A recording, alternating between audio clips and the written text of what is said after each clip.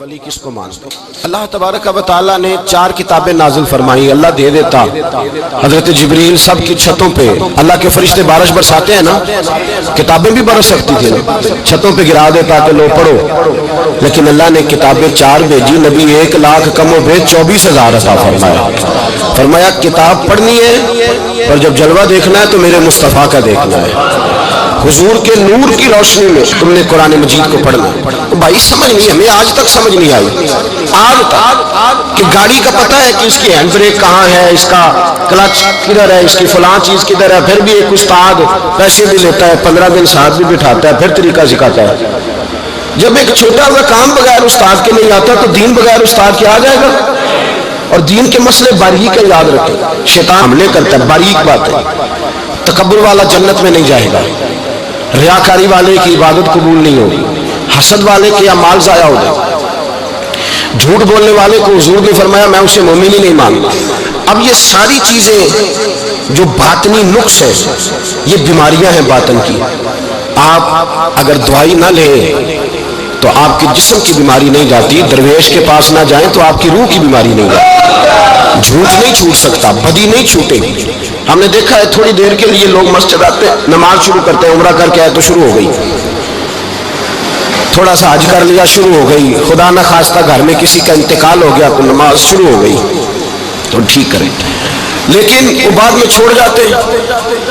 قائم کون رہتا ہے؟ قائم وہ رہتا ہے جس کے پیچھے کوئی قائم رکھنے والا ہوتا ہے. موبائل بند ہو جاتا ہے اگر بیٹری اس کی چارج ہے. ہم اللہ والوں کے پاس جاتے ہیں، ان کی 2 باتیں بیٹری چارج کر دیتی ہیں. وہ ہمیں بتاتے ہیں کہ جینا کس طرح ہے، انسانیت کیسے تم نے اپنے اندر پیدا کرنی ہے، تم نے اللہ سے ڈرنا کس طرح. ان کی باتیں دلوں کو نرم کرتی، ان کی گفتگو انسان کو بدل دیتی. ان کی صحبت میں بیٹھنے والا بڑا آگے جاتا ہے، جو ان کی خدمت عالی مرتبت میں رہتا ہے اللہ اسے اسی طرح کا رنگ عطا کرتا ہے. سنیں میرے نبی پاک سید عالم علیہ السلام کے صحابی حضرت ابو ذر غفاری نے پوچھا حضور ایک بندہ نیک لوگوں سے پیار کرتا ہے پر ان کی طرح کے کام نہیں کرتا، اس کے بارے میں حکم کیا ہے؟ کوشش کرتا ہے پر غلطی رہ جاتی ہے، پر پیار سچا کرتا ہے. تو آپ ترغیب و ترہیب پڑھیں. میرے رسول پاک نے فرمایا جو جس سے پیار کرے گا جنت میں اسی کے ساتھ کھڑا کیا جائے گا. کہہ رہے ہیں کہ حضور عمل نہیں کرتا، ایک مرشد کامل. لیکن میرے بھائی جو رب کریم کے بندے تھے ان کا رشتہ اصلاح کا رشتہ تھا. پیر کے ساتھ رشتہ اصلاح کا رشتہ ہوتا ہے. وہ جو لوگ رسمی بیعت کرتے ہیں نا، ٹھیک ہے مرید ہو گئے چلو روزی میں برکت ہو جائے گی، اس سے بھی انکار نہیں. اعلیٰ حضرت فرماتے ہیں بیعت برکت کی بھی بڑی بات ہے. اور دلیل کیا ہے؟ آپ فرماتے ہیں اگر اصحاب کہف کا کتا ولیوں کے پاس بیٹھ جائے اللہ اسے خالی نہیں رکھتا، تو ولیوں سے پیار کرے گا تو کیسے خالی رہ جائے گا. بیعت برکت بھی بڑی بات. لیکن جب آپ مرید ہو تو جس مکتب میں جائیں اس کا سبق یاد کریں، جس چیز سے روکا جائے اس چیز پر. سمجھ آ رہی ہے میری بات کی؟ لوگ کہتے ہیں جی معرفت کیا ہوتی ہے، تو معرفت آپ قرآن مجید کا 15واں سپارہ آخر سے اور 16واں سپارہ شروع سے پڑھے. حضرت خضر اور جناب موسیٰ کا واقعہ دیکھیں، وہ ساری معرفت کی بات ہی تو ہے. ایک بندہ قتل کر دیا جناب خضر نے، حضرت موسیٰ کہتے ہیں یہ کیا کیا؟ آپ فرمانے لگے یہ اپنے باپ ماں کے لیے تکلیف کا سبب بن جانا تھا لہذا قتل کر دیا، بچوں کی دیوار سیدھی کر دی. یہ ساری تفصیل قرآن مجید میں ہے. تو حضرت سیدنا موسیٰ علیہ السلام کہنے لگے یہ کیا؟ فرمایا ان کا باپ بڑا نیک آدمی تھا. تو بھائی تفصیل دیکھیں آپ. اللہ والوں کے پاس لوگ جایا کرتے ہیں، ان کے پاس بیٹھتے. ہمارے دور کے اندر ایک بڑا غلط کام کرتے ہیں لوگ.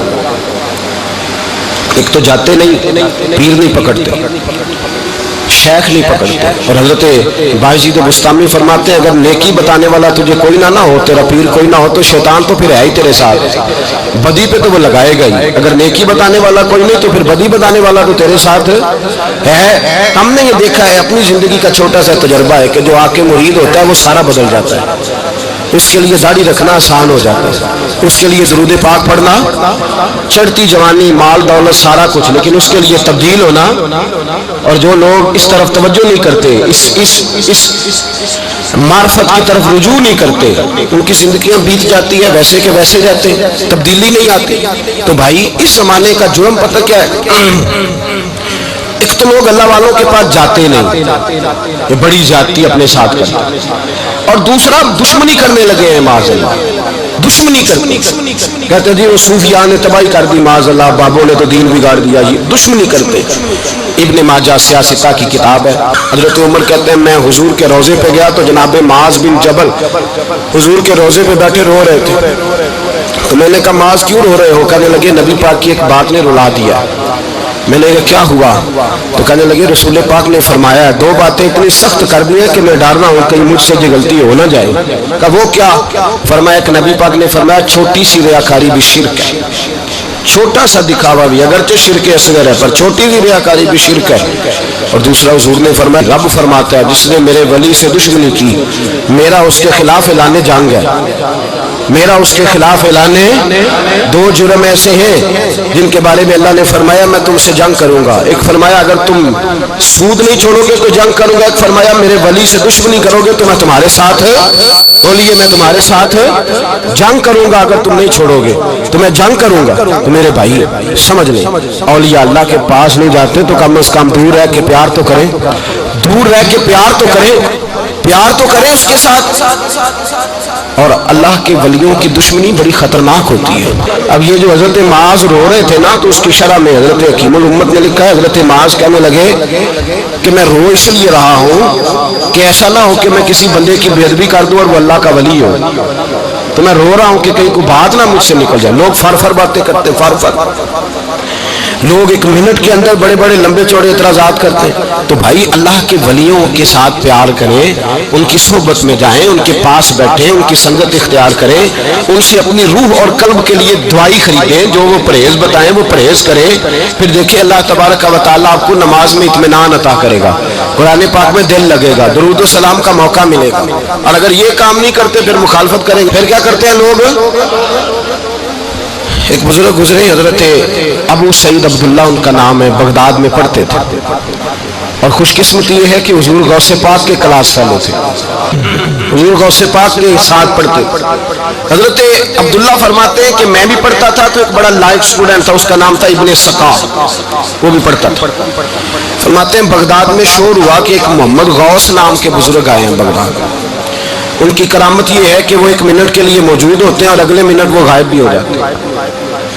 फरमाते शौक पैदा हुआ, मैं हजरत गौसे आजम शेख अब्दुल कादिर जिलानी और इब्ने सका हम तीनों निकले बाबा जी से मिलने। और ये आज से 1000 साल पहले की रवायत है। कहते हैं हम सबक भी पढ़ा करते थे, का दीदार भी करा करते थे, हम दीदार भी करते थे अल्लाह के वली, दोनों काम करते। फरमाते हम दोनों जब तीनों निकले ना तो इब्ने सका रास्ते में कहने लगा बड़ा वली बना फिरता है माज़अल्लाह, ऐसा सवाल करूंगा उसे जवाब भी कोई नहीं आएगा। आप फरमाते हैं मैंने कहा नहीं जी मैं सवाल तो मैं भी करूंगा, सवाल तो बोलिए सवाल तो मैं भी करूंगा पर मैं देखूंगा वो जवाब क्या देते हैं, देखूंगा। कहते हम दोनों बात करके खामोश हुए तो हजरत शेख अब्दुल कादिर की तरफ नजर डाली, कहा आप नहीं सवाल करेंगे? तो गौसे आज़म फरमाने लगे मैं सवाल नहीं करूंगा, बस रब के बंदे का दीदार करूंगा, बस अल्लाह के बंदे का दीदार करूंगा। और फरमाते हैं कि हम पहुंचे, बाबा जी के कमरे में गए तो बाबा जी मौजूद थे, हम जाके बैठे तो बाबा जी गायब हो गए। थोड़ी देर गुजरी तो आए, सलाम के बाद पहले लफ्ज पता उनके क्या थे? कहने लगे इब्ने सका तू क्या कहता था ऐसा सवाल करूंगा जवाब नहीं आएगा? मैं तेरे अंदर से कुफर की बू देख रहा हूं, कुफर की बू देख रहा हूं, तो रब के बंदे से दुश्मनी करता है। और फरमाने लगे ओ अबू अब्दुल्ला तू कहता था कि मैं देखूंगा वो क्या जवाब देते हैं। फरमाया तू काफर तो नहीं होगा पर दुनियादार जरूर हो जाएगा। कहता फिर बाबा जी ने रोक फेरा गौसे पाक की तरफ और कहने लगे अब्दुल कादिर तू कहता था मैं रब के बंदे का दीदार करने जा रहा हूं। फरमाया जा मैं तुझे दुआ देता हूं जब तक तेरा कदम नहीं लगेगा अल्लाह किसी को विलायत अता नहीं करेगा। जा मैं तुझे दुआ देता हूं जब तक तेरा कदम नहीं लगेगा रब किसी को विलायत। हजरत अबू अब्दुल्ला फरमाया करते थे हम आ गए, इब्ने सका फिर ना माना, कहने लगा नहीं नहीं ऐसे ही बात कर दिया है, इस तो कोई इल्म गैब है माअल्लाह। कहते हमने देखा वो सबसे बड़ा आलिम बना, मुनाजिर बना, बड़ी तकरीरें करता, वाज़े करता। फिर वो रूम चला गया, रूम के बादशाह ने उसे वजीर औकाफ बना लिया। फिर एक दिन रूम के उस ईसाई बादशाह की बेटी उसे पसंद आ गई, कहने लगा मैंने शादी करनी है। कहते हो बादशाह कहने लगा कर दूंगा शादी पर तुझे ईसाई होना पड़ेगा। کہتے مارا قسمت کا معاذ اللہ ثم معاذ اللہ نقل کفر کفر نہ باشد، عیسائی ہو گئے۔ آپ فرماتے ہیں مجھے بھی ایک بادشاہ نے بلا لیا، اس نے مجھے بھی ایک عہدہ دے دیا، میری بھی دنیا میرے کانوں تک آ گئی، بڑی جان چھڑاتا ہوں دولت سے مال سے شہرت سے، پر میری چھوٹتی نہیں۔ آپ فرماتے ہیں ہوش اس دن آئی جس دن بغداد کے منبر پر بیٹھ کر اور 70,000 کے مجمع میں کھڑے ہو کے غوث اعظم نے فرمایا آؤ بھائی جس نے ولایت لینی ہے عبد القادر کے پاس آؤ، میں قدم رکھتا جاؤں گا اللہ ولایت عطا کرتا چلا جائے گا، آؤ میرے پاس میں ولایت دیتا ہوں۔ ہر مشکل دی کنجی یارو ہاتھ مرداں دے آئی تے مرد نظر کرے جس ویلے مشکل رہے نہ کائی۔ لوگ دشمنی کرتے اللہ والوں سے اللہ ملتا ہے، اللہ کے بندوں سے معرفت کا حسن ملتا ہے، اللہ کے بندے بیعت اپنی کرتے ہیں جھکاتے اللہ کی بات، اللہ تبارک و تعالیٰ کے بندوں کے پاس بیٹھنے سے رسول اللہ کا پیار ملتا ہے، اللہ کے بندوں کی صحبت حضور کے دروازے تک لے جاتی ہے، رب کریم کے بندوں کی صحبت عاجزی سکھاتی ہے، اللہ کے بندوں کے پاس بیٹھنے والے اللہ اللہ کرنے لگتے ہیں، رب کریم کے بندوں کے پاس بیٹھنے والوں کو سجدے کا نور حاصل ہوتا ہے۔ اور میرے بھائی اگر تو نے کسی کے ہاتھ میں ہاتھ دیا ہو تو ملے گا کیا؟ ملے گا کیا؟ خواجہ نظام الدین محبوب الہی رحمت اللہ علیہ کھڑے تھے تو ایک آدمی حلوائی کی دکان پہ کچھ چیز لینے آیا، کوئی درویش سادہ سا آدمی چھوٹی سی مسجد سے نکلا، حلوائی سے کہا دے دے، حلوائی کہا چل دوڑ جا، تو روز آگے کھڑا ہو جاتا ہے، جب سارے آتے ہیں تب آیا کر، غریب گاہک تھا نا تو حلوائی نے جھڑک دیا، اس درویش کو جوش آ گیا، کہنے لگا میرے ساتھ بدتمیزی نہ کرنا ورنہ میں تیری دکان الٹ کے رکھ دوں گا، میں تیری دکان الٹ دوں گا، کہنا چل دوڑ جا، بڑے دیکھے ہیں تیری طرح کے دکان الٹنے والے۔ حضرت نظام الدین محبوب الہی گزر رہے تھے، حلوائی کی نظر پڑی تو دوڑ کے دست بوسی کرنے آیا، کہنے لگا حضور السلام علیکم، آپ فرمانے لگے اس کے ساتھ بد اخلاقی نہ کر، تیری دکان واقعی الٹ جائے گی۔ کہا حضور کس طرح؟ یہ تو ایسے ہی سادہ سا ہے، آپ فرمانے لگے یہ بھی سادہ ہے، اس کا پیر بھی اسی طرح کا ہے، پر دادا پیر بڑا باکمال ہے، وہ جس کے ہاتھ میں اس کا ہاتھ ہے وہ بڑا باکمال ہے، فرمایا وہ تیار کھڑا ہے، وہ کہتا ہے چلو نالائق ہوا تو کیا ہوا، بچہ تو ہمارا ہی ہے نا، کہہ دے گا تو الٹ دیں گے، بچہ تو ہمارا ہی ہے نا، مجھے دشمنوں نہ چھیڑو، میرا ہے کوئی جہاں میں ابھی پکار لوں گا، نہیں دور ہے مدینہ، یہاں کوئی لاوارث لوگ بستے ہیں، خدا کے فضل سے ہم پر ہے سایہ غوث اعظم کا، ہمیں دونوں جہاں میں ہے سہارا غوث اعظم کا، خدا دے گا منادی حشر میں یہ قادریوں کو، کہاں ہے قادری کر لے نظارہ غوث اعظم کا۔ اور اس سے مراد ہر پیار کرنے والا ہے، صرف سلسلے میں آنے والا نہیں، ہر پیار کرنے والا قادر۔ بھائی سمجھ لیں، یاد رکھ اس بات کو پرکھے، اللہ والوں کی صحبت تو انسان کو کمال کر دیتی ہے، وہ تو نواز دیتی ہے، وہ تو نور۔ ایک بات اور ہے، کچھ لوگ کہتے ہیں کتنی فرما برداری کرنی چاہیے پیر کی؟ میں نے کہا وہ روحانی طبیب ہوتا ہے، ایک ڈاکٹر سے دوائی لے کے بندہ ایک ڈاکٹر سے دوائی لے تو پھر ساتھ اگلی دکان پہ بھی چلے جانا چاہیے، کیوں جی کی پتہ کتوں رام آ جائے، ایک سے دوائی لی پھر ساتھ ہی اگلی دکان پہ، پھر اس سے اللہ جانے کہیں سے شفا مل جائے، کدھر سے شفا مل جائے۔ اور بھائی ایسے نہیں ہوتا، دوائی تو ایک حکیم سے کھائے گا، ایک ڈاکٹر کی کھائے گا، جو پرہیز بتائے گا وہ پرہیز، اگر طبیعت ٹھیک نہیں ہوگی تو دوبارہ جائے گا، وہ کہے گا میں نے تیری دوائی بھی بدل دیا، تیری پرہیز بھی بدل دی، اور ایک وقت آئے گا کہ انشاءاللہ شفا۔ حضرت علی بن ہیتی حضور غوث اعظم کے خلیفہ تھے، ان کے مرید تھے علی بن جوشکی نام تھا، حضرت غوث اعظم رضی اللہ تعالیٰ عنہ اپنے خلیفے سے ملنے آئے تو آگے سے ان کے بھی اپنے مرید کو کہا کہ چل پیر صاحب کے قدم دبا، وہ غوث اعظم کے قدموں میں بیٹھنے کی بجائے اپنے پیر کے قدموں میں بیٹھ گئے، دبانے لگے، ڈانٹا کرنے لگے تیرا دماغ ٹھیک ہے، چل حضور غوث اعظم کے قدم دبا، وہ پھر اٹھے گھوم کے پھر ان کے پیروں میں بیٹھ گئے، تو حضرت علی بن ہیتی نے جلال کیا، فرمانے لگے تجھے خیال نہیں آتا میں تو اب تجھے غوث پاک کے سپرد کرنے والا ہوں، تیری زیادہ تکمیل ہو جائے۔